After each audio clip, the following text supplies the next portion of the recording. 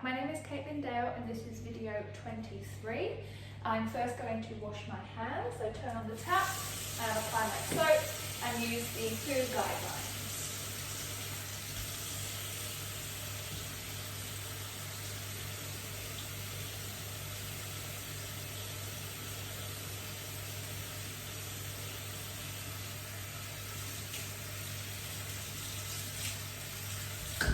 I'm going to use a clean paper towel to dry them off and pop this into the general waste bin. I've already got all of my equipment ready for my fluid and catheter placement. So I have my clippers, I have my Chlorhex and Metho with swabs, I have my 22 gauge catheter and a spare, I have my soft band, I have my vet wrap, I have my little swab cup to make a little cushion under the catheter. I have my timed teapot. I have my flush. I have my Emla cream here for numbing the patient. I have my gloves, and I've also got prepared my Hartmann's fluids and my giving set and my extension set. So I have chosen a 22 gauge catheter today as it's large enough to do the job but not too large to cause any trauma. I have prepared the Hartmann's fluids as per the vet's instructions, so that's an isotonic crystalloid used for fluid replacement, and the vet has requested a 5 ml per kilo per hour fluid rate, which for my 9 kilo patient will be 45 mils per hour. So I am going to pop on my gloves ready to set up my fluids and place the catheter today. So first I'm going to check my fluids for usability and sterility. So I'm going to open the packet and then check that the bag is not damaged. I'm also going to check that the expiry date is still within the expiry, so October 2024. I'm going to pop this onto my fluid stand, and I'm going to then open up my giving set, take it out of the packet and unwrap it. I'm going to ensure that I leave on the spike cap and the part that attaches to the extension set. I'm going to pop my dial to off, and I'm then going to open up my extension set. I am going to ensure that I do not take off the cap end that attaches to the patient. I will, however, take the end of the giving set and the end that attaches to the giving set on the extension set, and I'm going to take off each cap, ensuring I do not touch the ends, and connect them straight together. I'm now going to place the spiked end into my fluid bag. So ensuring that I do not touch the port and the covered spike end with my fingers, I'm going to undo the tab on the fluids, discard into the sink. I'm going to take off the plastic cover and pop that spike into the port, again not touching them, and push that spike in as far as I can. I'm now going to fill my giving set 3/4 of the way, 3/4 of the way here, and I'm going to slowly open the dial to halfway so that I can let the fluid out and prime the line, but only opening it halfway allows the fluid to flow not too fast so that air bubbles are created in the line. Once this line is completely filled with fluid and you've checked for your air bubbles, which this line is all good, I can close off my dial fully, place this line into the drip pump and close the door. I'm now going to take the end that attaches to the patient and I'm going to pop it into the holder of the extension of the giving set. This way the fluid line is not touching the floor and there's no contamination. Now I'm going to turn on my fluid pump and prepare it for my patient. So once it is on, I'm going to set my rate to the rate that I've worked out, which was 45. I'm going to make sure my time is set to 0. My volume to be infused is set to just below the size of your bag. So this is 500 milliliters, so I'm going to set it to 480. That way the pump is going to alert me when the patient has received 480 mils of the fluid so that I can change the fluid bag if needed. And that way no air gets into the line and goes into the patient. I'm now going to also set my volume infused to 0 as well and turn off the machine.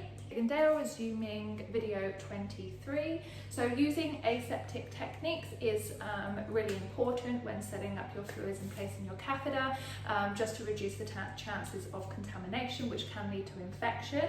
I also did forget to say that before setting up your fluid pump, you should just check and make sure that it is functional, so that the cord is not damaged in any way and that the drip pump itself is not damaged in any way, which this one isn't. Hi, my name is Caitlin Dale and I'm resuming video 23. So now that I've got everything set up, I'm going to get my patient. So today I'm placing my catheter into Mia. She is a female, desexed, white Japanese Spitz, 7 years, 7 months, and weighing 9 kilos. Which matches the description on her hospital chart today.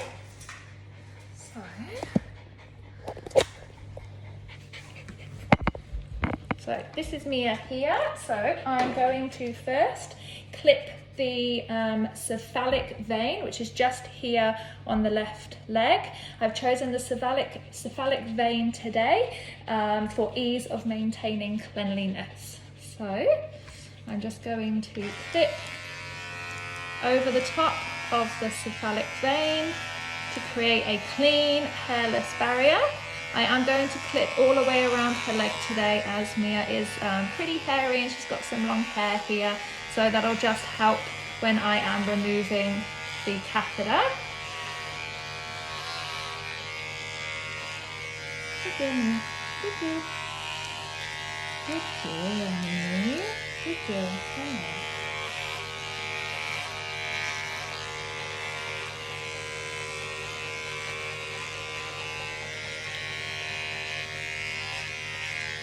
Good girl. Well done.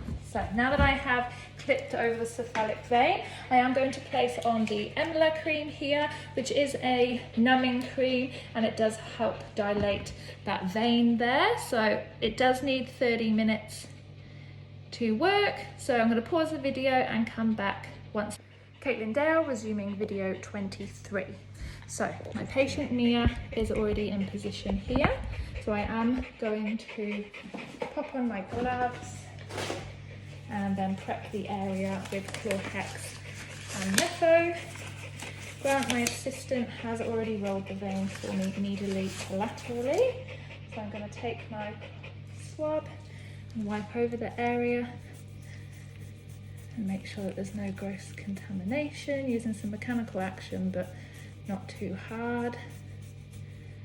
I'm then going to do once over to make sure the area is as sterile as possible. I'm going to take my 22 gauge needle, ensure that it moves smoothly through, and I've loosened the end so I can stop the blood flow.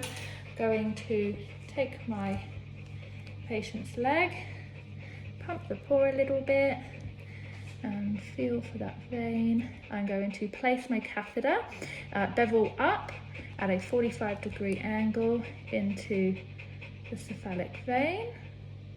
As soon as I see flashback, I can advance the catheter a little bit more and push the catheter off into the vein and have my, oh, not quite got it in there, just move it back and see if I can get a bit more of a flashback.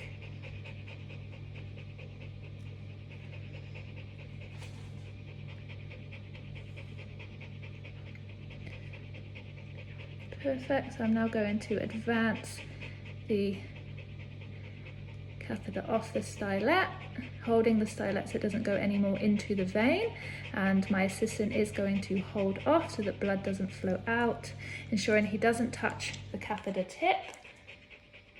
I'm going to put the end of the catheter into there so it stops the blood flowing out, and now my assistant can let go.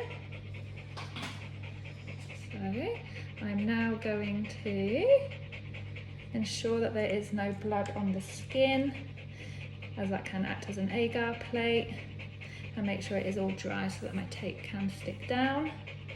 I'm going to place some sticky tape under the catheter hub, around the leg and over the top of the catheter to secure that in place.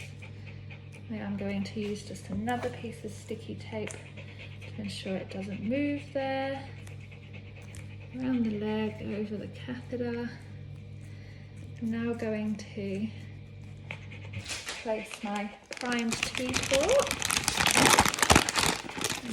making sure that I don't touch the blue end or the stylet in the patient. So I'm going to remove this blue part of the end of the T-port and remove the bung and attach that straight into the end of the catheter and ensure it is all nice and tightly on. Now I'm going to get my assistant to hold the end of the T-port with his thumb. Perfect. I'm now going to get another piece of tape and just ensure that catheter, oh actually first, sorry, we do just use a little bit of cotton swab with a little V cut out and place that underneath the T-port as a little bit of a cushion for the skin. Then place this tape over the catheter to ensure it does stay nice and firmly in place. We then do use a flash in the end of the bung to ensure it flows nice and freely. If it doesn't, this one does. We can always pull it back to see if we get blood flashback too, which we do. If it didn't, we would just need to undo and maybe potentially place another catheter.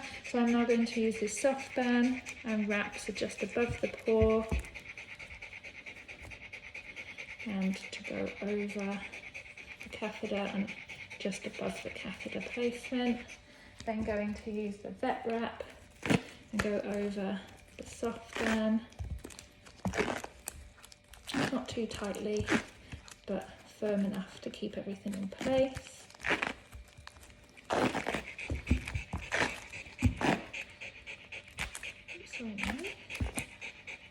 There we go, so once that is all wrapped and in place, I can connect Mia to her fluids. So I am going to take the patient end of the fluids, again ensuring I do not touch the patient end of the extension set and also the extension set or extension end of the T-port, and place them straight into each other and secure it on tightly. Now that Caitlin there was in video 23, now I'm going to take the patient back to her cage. I am going to carry her as she is under 10 kilos, ensuring that this wire does not, that this line does not touch the floor.